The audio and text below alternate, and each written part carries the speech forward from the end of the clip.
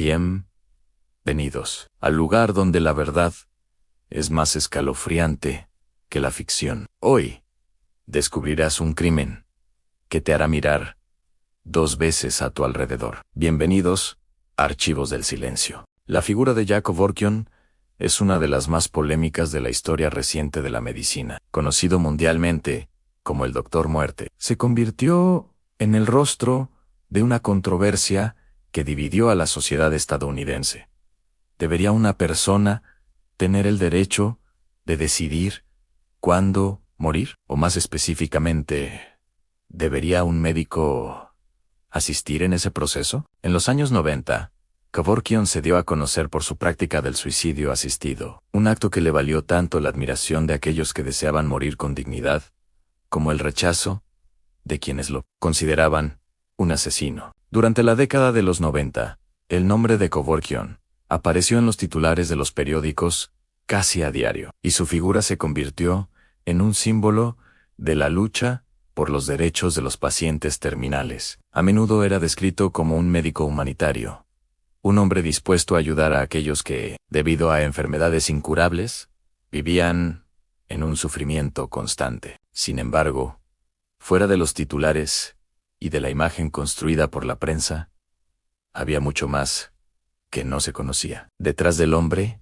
que decía ayudar a morir con dignidad, se ocultaba un enigma mucho más sombrío y complicado. ¿Realmente todas sus víctimas querían morir? ¿O había algo más siniestro detrás de su aparente bondad? La figura de Kevorkian, para muchos, era un mito, un héroe para los que sufrían en silencio. Pero había sombras en su historia, sombras que la sociedad no estaba dispuesta a ver. Los años que Kevorkian pasó enfrentándose a la justicia, defendiendo sus prácticas y viendo cómo su figura se polarizaba, fueron solo la superficie de una historia que aún no había sido contada completamente. Si bien la mayoría lo recordaba por su invención de la máquina de suicidio, la famosa Mercy Machine, muy pocos se detuvieron a cuestionar cómo logró que tantas personas confiaran en él. Y aún más inquietante cómo logró que otras personas lo apoyaran en secreto. La verdad es que durante años, Kevorkian tuvo seguidores fervientes, pero no eran solo aquellos pacientes desesperados por terminar con su sufrimiento los que acudían a él. Algunos de estos seguidores eran médicos, colegas que vieron en su causa una justificación para prácticas que, en la superficie, parecían estar motivadas por un altruismo ético, pero que en el fondo escondían algo mucho más oscuro. Y hay algo aún más inquietante.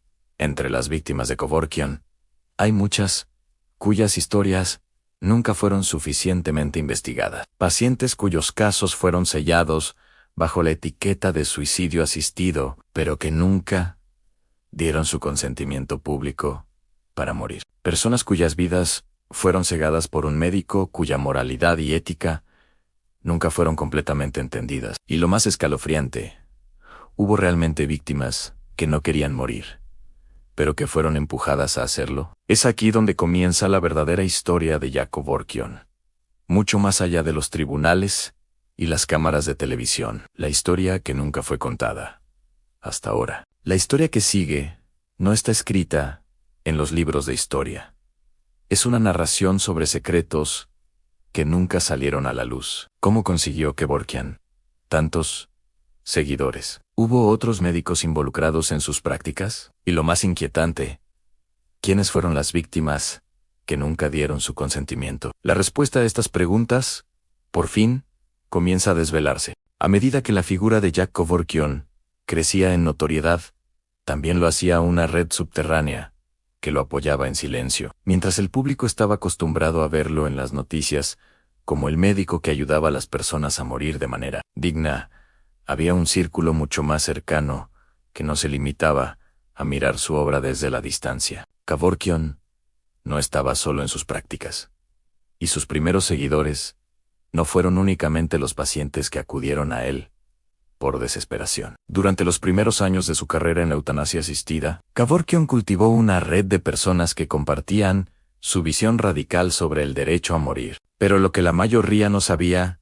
era que no solo eran pacientes, sino también otros médicos, abogados, e incluso algunas figuras influyentes en el ámbito sanitario. Estos primeros contactos en su círculo más íntimo no eran casuales. Kevorkian no era un hombre que se conformara con un pequeño grupo de pacientes. Él estaba decidido a crear un movimiento, y en ese proceso no tuvo reparos en aliarse con aquellos dispuestos a ayudarle, aunque fuera en las sombras. Uno de los primeros en acercarse a él fue el doctor Michael K.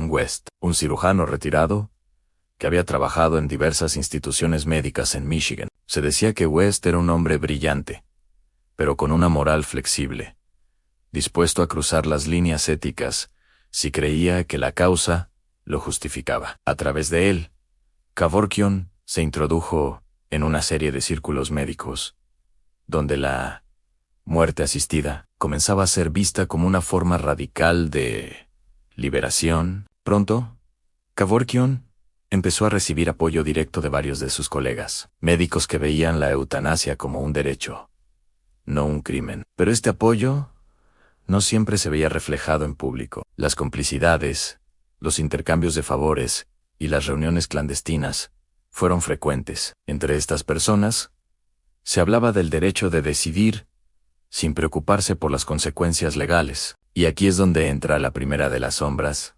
El Dr. West no solo ayudó a Kevorkian con sus pacientes, sino que también formó parte de un grupo de médicos que ayudaban a encubrir algunos de los casos más oscuros. Una tarde de 1991, el Dr. West fue testigo de algo que lo dejó perplejo. En un pequeño apartamento, rodeado de frascos de medicamentos y hojas con diagnósticos de pacientes, Kevorkian le mostró una grabación de un procedimiento que no era como los demás. Era la grabación de un paciente que, aparentemente, había solicitado la ayuda de Kevorkian para morir, pero cuya historia se veía cada vez más confusa. Según la grabación, el paciente, un hombre de 67 años llamado James Langford, parecía estar en sus cabales al principio, pero pronto mostraba signos de vacilación, incluso miedo. El procedimiento continuó a pesar de las dudas del paciente y, de hecho, Langford terminó falleciendo. Pero el video no coincidía con la narrativa oficial. Kevorkian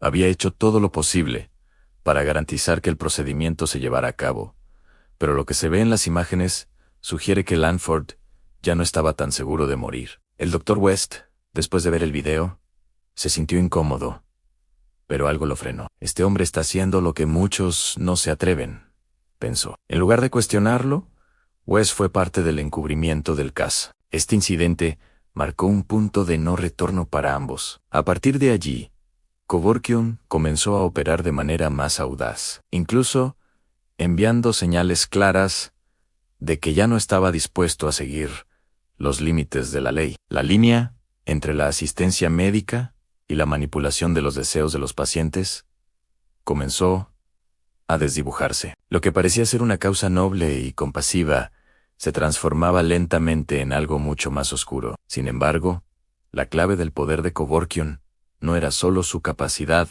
para atraer a estos médicos y colegas. En la clandestinidad, también operaba con un pequeño grupo de abogados que lo asesoraban, ayudándole a eludir las leyes que en su mayoría eran contrarias a sus prácticas. Su red se expandía silenciosamente, mientras las víctimas comenzaban a contar historias que nadie se atrevía a investigar a fondo. El primer caso que comenzó a levantar sospechas no fue tan mediático como los posteriores, pero fue crucial. Anne, una mujer llamada Helen Morrison, quien, según los informes, fue la última paciente de Kevorkian antes de que el caso Langford saltara a los titulares. Helen nunca dio una entrevista pública, pero un pequeño artículo en el periódico local dejó entrever que ella había sido reticente a la idea de morir. Sin embargo, fue atendida en la casa de Kevorkian en un procedimiento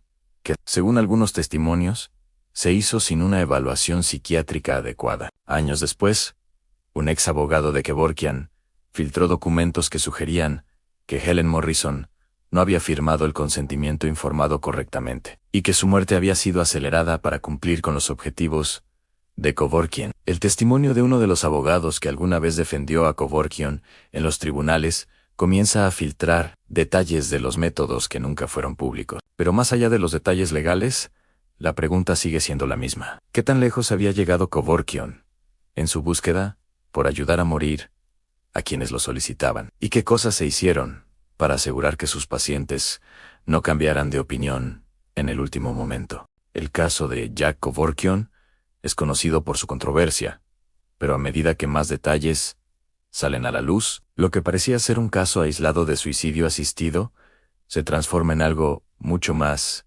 siniestro. Los pacientes que llegaron a las manos de Kevorkian, en su mayoría, recibieron el respaldo de la opinión pública, ya que se les veía como personas terminales, que sufrían enfermedades incurables. Sin embargo, al profundizar en los archivos olvidados, surgen historias que no encajan con la narrativa oficial, historias de víctimas, cuyos casos nunca fueron completamente investigados. A lo largo de los años, Kevorkian ayudó a decenas de personas a morir. Su máquina de suicidio, la Mercy Machine, se convirtió en un símbolo de su método, una herramienta que le permitió controlar de cerca el proceso de muerte asistida. Sin embargo, las víctimas no siempre tuvieron la oportunidad de contar su versión de los hechos. Muchos de ellos nunca dieron entrevistas públicas, ni expusieron en medios su lucha, y algunos ni siquiera dejaron claro que realmente deseaban morir. Uno de esos casos fue el de Sarah Matthews, una joven de 32 años que había sido diagnosticada con una rara enfermedad degenerativa. Según los informes oficiales, Sarah solicitó la asistencia de Kevorkian para poner fin a su sufrimiento. Sin embargo, cuando sus familiares fueron entrevistados años después, comenzaron a dudar sobre la verdadera intención de Sarah. Su hermano, Michael Matthews, confesó a la prensa que en las semanas previas a su muerte, Sarah había expresado dudas sobre su decisión de morir. Ella había hablado de querer luchar un poco más, de intentar una nueva terapia que sus médicos habían sugerido. Sin embargo, cuando llegó el día de la intervención de Kevorkian, no se permitió a sus familiares estar presentes y los documentos firmados por Sarah eran vagos con un lenguaje ambiguo, que en retrospectiva parecía más un trámite legal que un verdadero acto de consentimiento. A lo largo de los años, el caso de Sarah Matthews fue desestimado como un accidente o un malentendido, pero varios médicos consultados afirmaron que no había evidencia suficiente para justificar la intervención de Kevorkian en el caso de Sarah.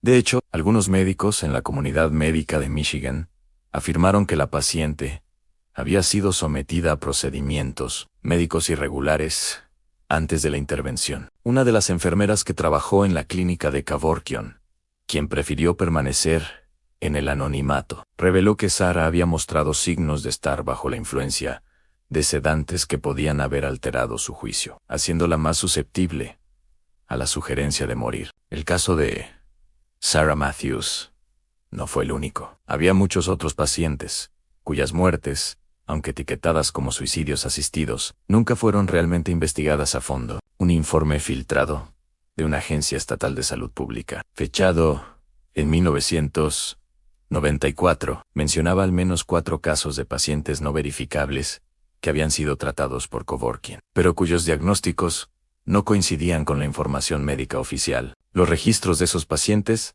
desaparecieron misteriosamente, pero algunos detalles de sus historias salieron a la luz años después, cuando los familiares comenzaron a hablar. Uno de esos casos involucraba a un hombre llamado Joseph Harper, quien había sido diagnosticado con una enfermedad renal crónica en etapa avanzada. La versión oficial era que Joseph había decidido recurrir a la eutanasia asistida debido al dolor insoportable que sufría. Pero su hija, Carol Harper, fue contundente en su declaración a mi padre.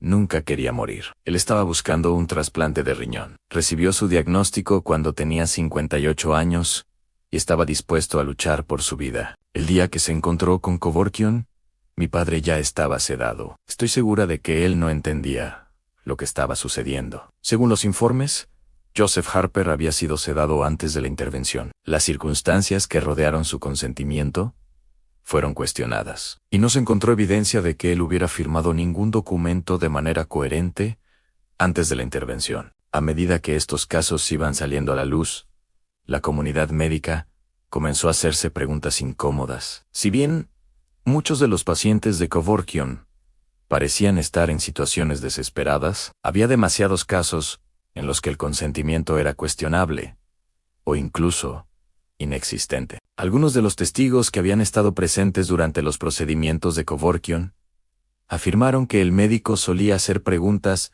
vagas, como si estuviera esperando que los pacientes dieran una respuesta afirmativa a sus deseos de morir, sin hacer las preguntas difíciles que pudieran haber comprometido su voluntad. Mientras las sombras del misterio se expanden, un informe confidencial revela que hay al menos 3 casos más de víctimas que nunca fueron investigadas adecuadamente. ¿Cuántos más fueron forzados a tomar decisiones que no tomaron por sí mismos? Y lo más aterrador de todo, ¿quién se benefició de estas muertes ocultas? A medida que la práctica de Jack Kevorkian se expandía, su círculo de seguidores se volvía cada vez más denso y menos visible. No solo se trataba de pacientes en busca de una muerte asistida, sino también de médicos, abogados y otras figuras clave dentro del sistema médico que se alineaban con su visión sobre el derecho a morir con dignidad. Sin embargo, el verdadero alcance de su red, su funcionamiento clandestino, comenzaba a descubrirse lentamente, y lo que parecía un movimiento médico de apoyo al sufrimiento humano se tornaba cada vez más siniestro. A los pocos años de comenzar su práctica, Kevorkian logró establecer una conexión informal pero efectiva con varios colegas médicos. Entre ellos destacaba el doctor Samuel Bryant, un especialista en cuidados paliativos que, al principio, parecía dispuesto a colaborar con Kevorkian, debido a su enfoque radical sobre el fin de la vida. Sin embargo, conforme avanzaba la relación entre ambos, el doctor Bryant comenzó a sospechar que la intención de Kevorkian no era puramente altruista. Según varias fuentes, el doctor Bryant fue testigo de cómo Kevorkian se mostraba cada vez más insensible con las víctimas a medida que avanzaba su práctica. En los primeros procedimientos, Kevorkian hablaba con sus pacientes, preguntándoles sobre su sufrimiento, buscando siempre que el consentimiento fuera claro. Pero pronto, los testimonios del Dr. Bryant sugieren que la postura de Kevorkian cambió y empezó a mostrar una actitud más distante, como si las personas que acudían a él ya no fueran pacientes, sino simples números en una lista. En una de las conversaciones más inquietantes que Bryant tuvo con Kevorkian, el médico le confesó que su objetivo no era solo aliviar el sufrimiento de los pacientes, sino que en cierto modo también estaba impulsando un cambio en la percepción de la muerte en la sociedad. La muerte es solo una transición, Sam, dijo Kevorkian. Según el relato de Bryant, si podemos enseñar a la gente que el final de la vida no es algo que debamos temer, sino algo que debemos controlar, entonces habremos dado un gran paso hacia la libertad. Pero la verdadera naturaleza de la red que Kevorkian estaba creando comenzó a revelarse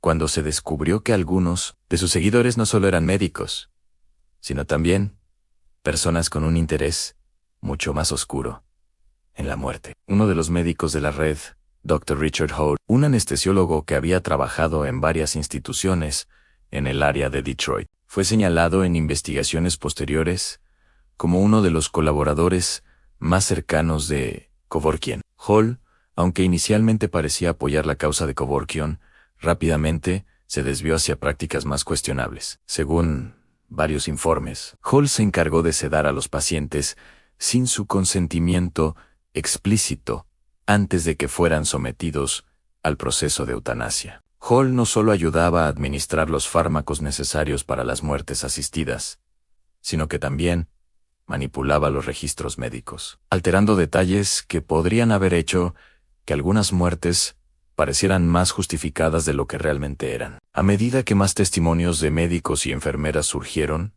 comenzó a quedar claro que Hall estaba más interesado en las ganancias financieras que en la ética médica. Según una denuncia interna de un colega de Hall, el anestesiólogo incluso, llegó a ofrecer servicios privados para aquellos que querían morir sin la publicidad que acompañaba a los casos de Kevorkian. Algunos de estos pacientes nunca fueron identificados oficialmente y su existencia fue encubierta. Los registros de estos procedimientos desaparecieron misteriosamente, y lo que comenzó como una práctica de ayuda a morir se convirtió en un mercado clandestino para aquellos dispuestos a pagar para evitar el escrutinio público. Uno de los casos más inquietantes involucró a una paciente llamada Vivian Mallory, que según los informes, había sido sedada y asistida en su muerte por Hall y Kevorkian en una operación secreta. Sin embargo, la autopsia de Vivian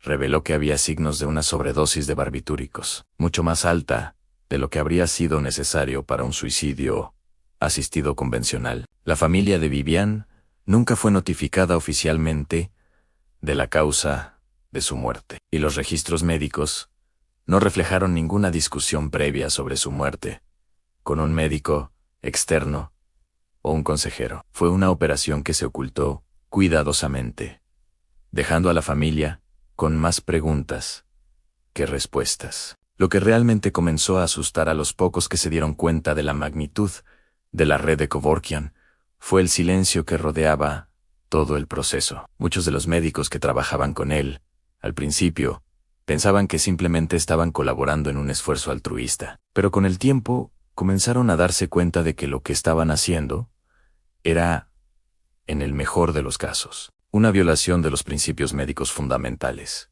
y en el peor, un encubrimiento masivo de prácticas que iban mucho más allá de la ética profesional. Sin embargo, el círculo de Kevorkian no se limitaba solo a médicos. Alguien más estaba jugando un papel clave en la red clandestina que operaba bajo su mando, un abogado con conexiones en el gobierno. ¿Qué secretos sabía este abogado? Y, más importante aún, ¿cómo las autoridades no habían sido capaces de desmantelar esta red en años de investigaciones? A medida que la investigación sobre Jack Kevorkian y su red clandestina de seguidores continuaba, una revelación aún más escalofriante comenzaba a salir a la luz: la implicación de figuras importantes dentro del sistema médico. Si bien Kevorkian había sido condenado por sus prácticas, había indicios claros de que otros profesionales de la salud, algunos de los más respetados en la comunidad médica,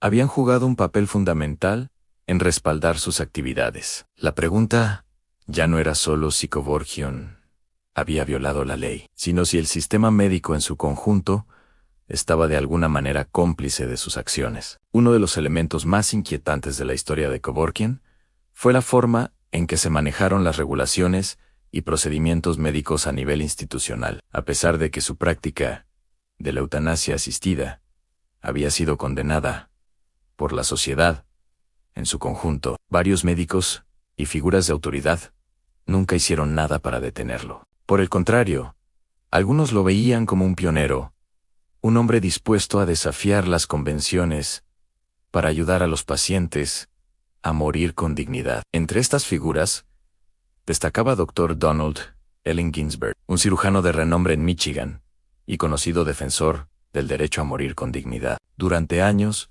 Ginsberg fue uno de los médicos más respetados en el área, y su nombre apareció en varias publicaciones médicas sobre la eutanasia. Sin embargo, cuando comenzaron a salir a la luz los casos de pacientes sedados sin su consentimiento o tratados de manera apresurada por Kevorkian, los lazos entre Ginsberg y el Doctor Muerte empezaron a ser cuestionados. Aunque nunca fue acusado directamente de colaborar en los procedimientos de Kevorkian, un testimonio anónimo de uno de sus colegas sugirió que Ginsberg había ayudado a encubrir ciertos detalles de las muertes asistidas. En una de las declaraciones más impactantes, un médico de un hospital en Detroit, quien prefirió mantener su anonimato, reveló que Ginsberg había visitado a Kevorkian en varias ocasiones durante los años previos al juicio. En esas reuniones, Ginsberg habría discutido formas más efectivas de llevar a cabo la eutanasia, asegurándose de que los procedimientos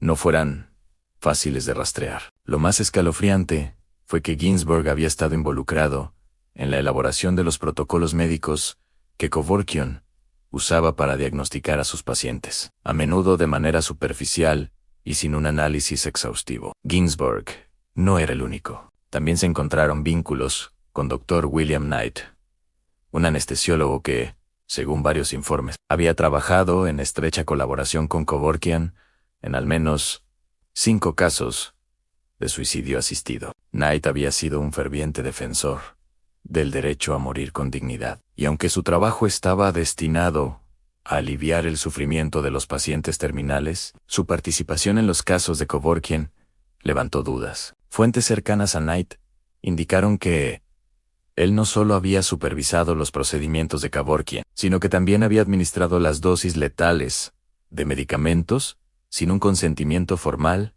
en al menos 2 ocasiones. Las circunstancias de esas muertes nunca fueron completamente esclarecidas. Lo más perturbador de todo esto fue que, a pesar de las pruebas que surgían de las filtraciones y testimonios, las autoridades no parecían ser conscientes del alcance de la red que rodeaba a Kevorkian. Aunque se realizaron investigaciones, muchas de las figuras clave en el sistema médico nunca fueron realmente cuestionadas. Era como si el apoyo de estas figuras de alto rango hubiera otorgado a Kevorkian una especie de inmunidad profesional, permitiéndole operar más allá de los límites de la ley. Uno de los testimonios más reveladores vino de Laura Simmons, una enfermera que había trabajado en el hospital donde Kevorkian había realizado algunas de sus primeras intervenciones. Según Laura, en varias ocasiones, médicos que conocían las prácticas de Kevorkian cerraron los ojos a los procedimientos que él realizaba, considerando que, de alguna manera, era una solución mejor para los pacientes que padecían enfermedades terminales. Ella misma, aunque no participaba activamente en los procedimientos, había presenciado cómo algunos médicos discutían los métodos de Kevorkian como si fuera una alternativa viable, aunque ilegal. No sé si lo hicieron por dinero, por creencias, o simplemente porque pensaban que lo que él hacía estaba bien. Pero lo que vi me dejó una sensación horrible en el estómago, dijo Simmons en una entrevista. En los círculos más cercanos a Kevorkian, la ética médica se estaba desmoronando. A medida que las pruebas de complicidad aumentaban, las preguntas se multiplicaban. ¿Cuántos médicos más sabían de la red de Kevorkian? ¿Por qué nunca se les interrogó a fondo? ¿Y qué tan lejos llegó realmente la influencia de Kevorkian dentro del sistema médico? Mientras las respuestas seguían eludiendo a las autoridades, otro caso oscuro comenzaba a salir a la luz. A medida que la investigación sobre Jack Kevorkian y su red clandestina de seguidores continuaba, una revelación aún más escalofriante comenzaba a salir a la luz. La implicación de figuras importantes dentro del sistema médico. Si bien Kevorkian había sido condenado por sus prácticas, había indicios claros de que otros profesionales de la salud, algunos de los más respetados en la comunidad médica, habían jugado un papel fundamental en respaldar sus actividades. La pregunta ya no era solo si Kevorkian había violado la ley, sino si el sistema médico en su conjunto estaba de alguna manera cómplice de sus acciones. Uno de los elementos más inquietantes de la historia de Kevorkian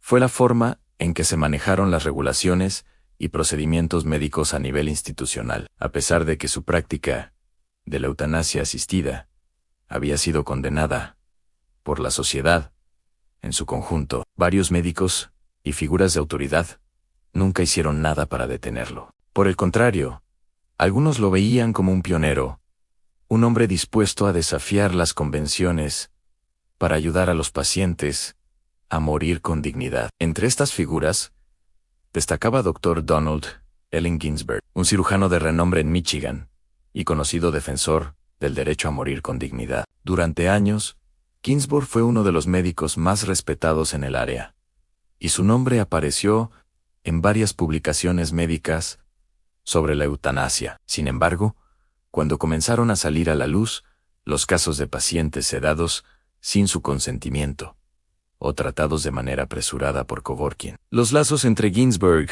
y el Doctor Muerte empezaron a ser cuestionados, aunque nunca fue acusado directamente de colaborar en los procedimientos de Kevorkian. Un testimonio anónimo de uno de sus colegas sugirió que Ginsburg había ayudado a encubrir ciertos detalles de las muertes asistidas. En una de las declaraciones más impactantes, un médico de un hospital en Detroit, quien prefirió mantener su anonimato, reveló que Ginsburg había visitado a Kevorkian en varias ocasiones durante los años previos al juicio. En esas reuniones, Ginsburg habría discutido formas más efectivas de llevar a cabo la eutanasia, asegurándose de que los procedimientos no fueran fáciles de rastrear. Lo más escalofriante fue que Ginsburg había estado involucrado en la elaboración de los protocolos médicos que Kevorkian usaba para diagnosticar a sus pacientes, a menudo de manera superficial y sin un análisis exhaustivo. Ginsburg no era el único. También se encontraron vínculos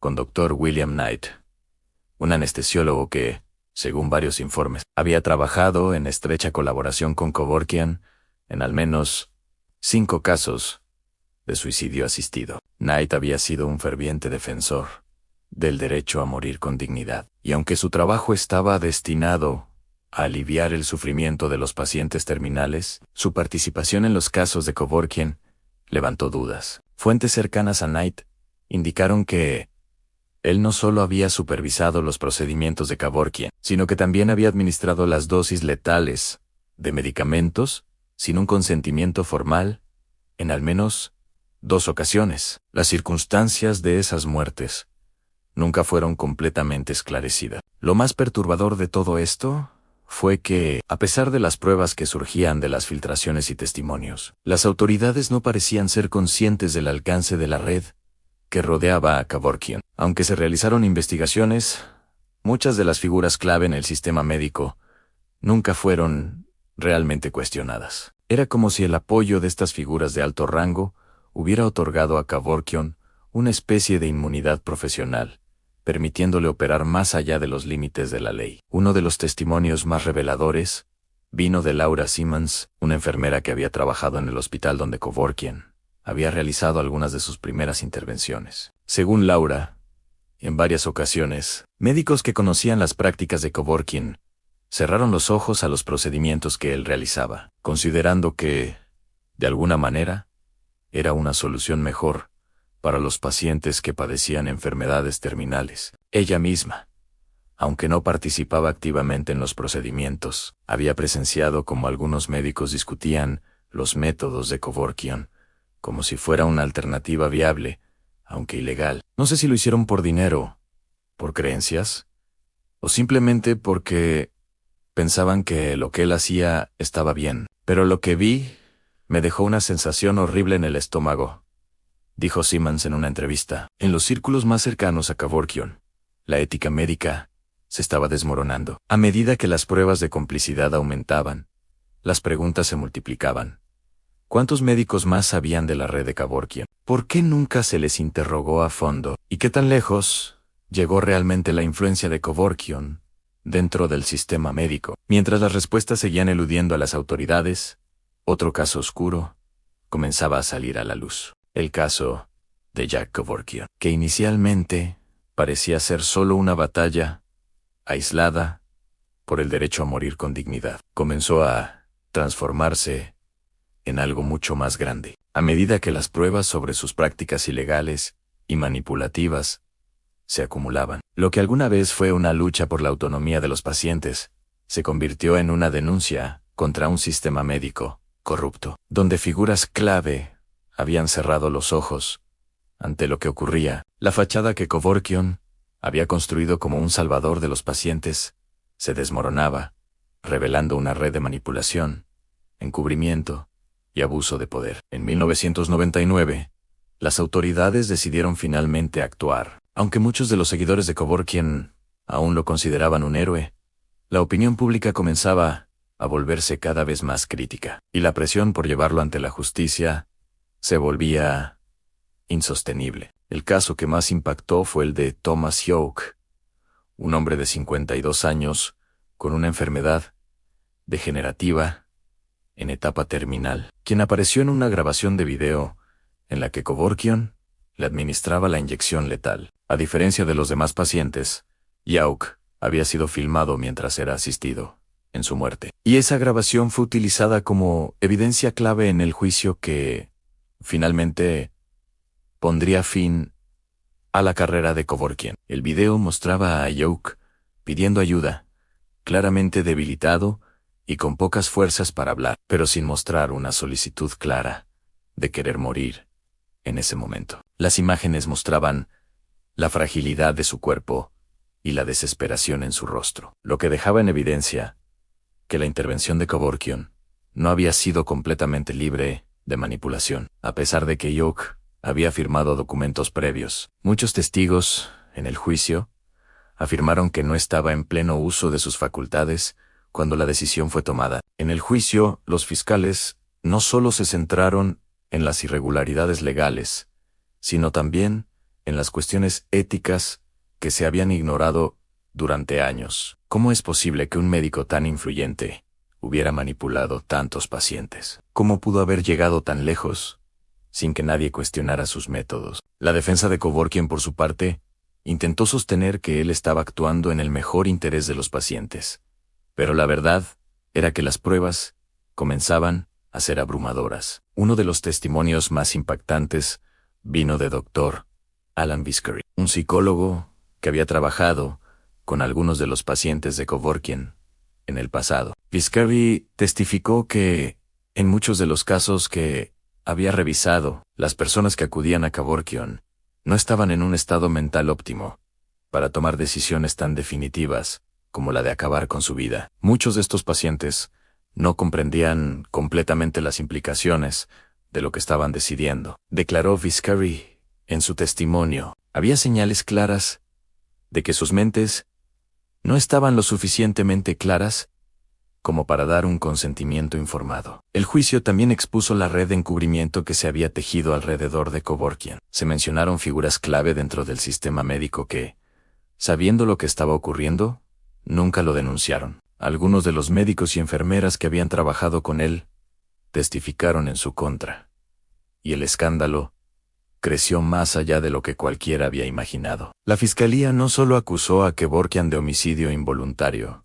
en el caso de Ayuk, sino también de manipulación y fraude médico, en varios otros casos. Kevorkian, que siempre se había mostrado seguro de su misión y de su defensa del derecho a morir, se vio obligado a cambiar su postura cuando la presión del juicio fue insostenible. Su defensa, que inicialmente había apelado a la justicia de su causa, comenzó a resquebrajarse cuando se enfrentó a los testimonios desgarradores de las víctimas y sus familiares. Al final, Jack Kevorkian fue condenado a 10 años de prisión por la muerte de Thomas Ayuk, y aunque fue liberado en 2007, tras cumplir solo 8 años, el daño a su reputación fue irreversible. Durante su encarcelamiento, Kevorkian nunca dejó de mantener que había hecho lo correcto. En varias entrevistas insistió en que sus acciones fueron guiadas por su deseo de ayudar a las personas a morir con dignidad. Y nunca dejó de afirmar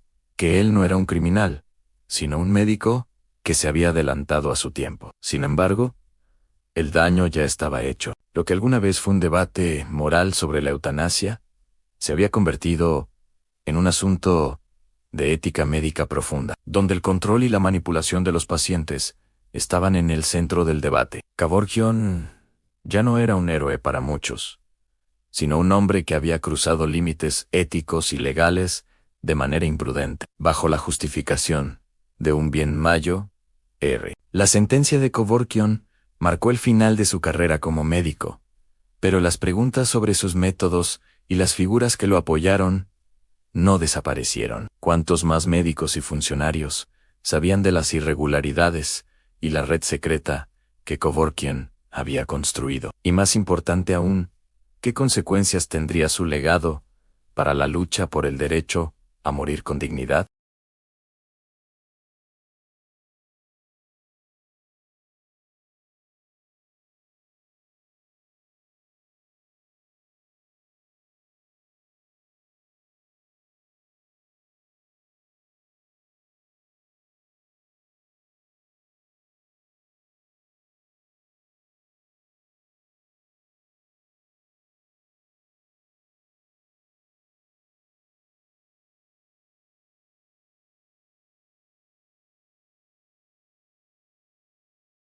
A pesar de las críticas, Cavorkio nunca mostró arrepentimiento y continuó defendiendo su visión hasta su muerte en 2011. Sin embargo, su caso dejó una marca indeleble en la sociedad, sobre todo por los aspectos más oscuros de su práctica que nunca fueron completamente resueltos.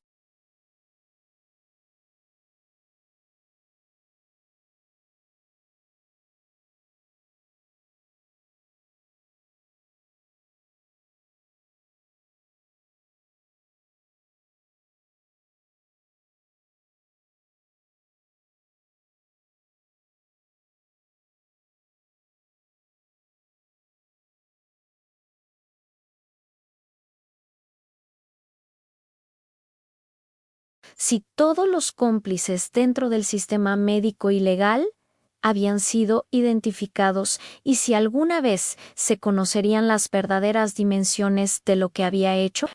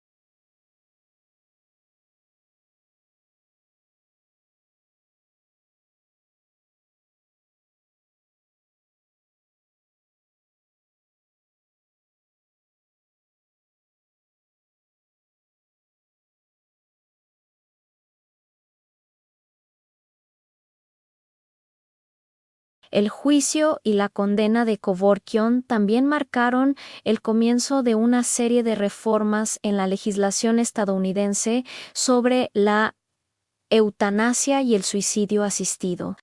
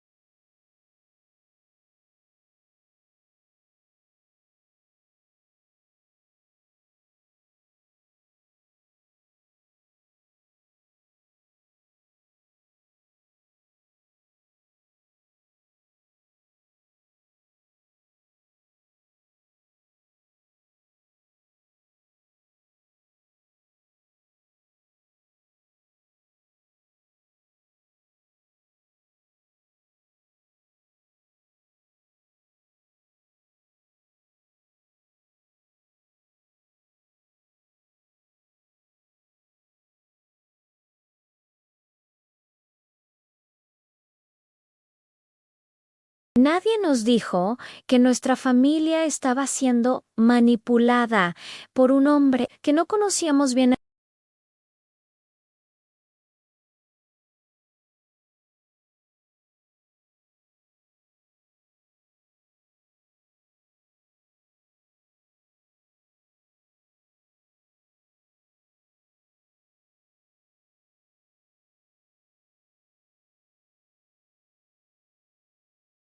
Las películas, documentales y libros han explorado su figura desde diferentes perspectivas. Parola imigante, Dr. Muerte permanece como un enigma. A lo largo de los años, algunas voces siguieron defendiendo sus métodos, argumentando que su accionar desató una necesaria conversación sobre los derechos de los pacientes a decidir sobre su vida y muerte. Sin embargo, la mayoría de las críticas se centraron en la falta de ética y las irregularidades en sus procedimientos. En el campo de la bioética, el caso de Kevorkian sigue siendo un tema de debate fundamental. La línea entre la asistencia en la muerte y la manipulación de esa decisión continúa siendo un dilema que desafía a los profesionales médicos, abogados y filósofos.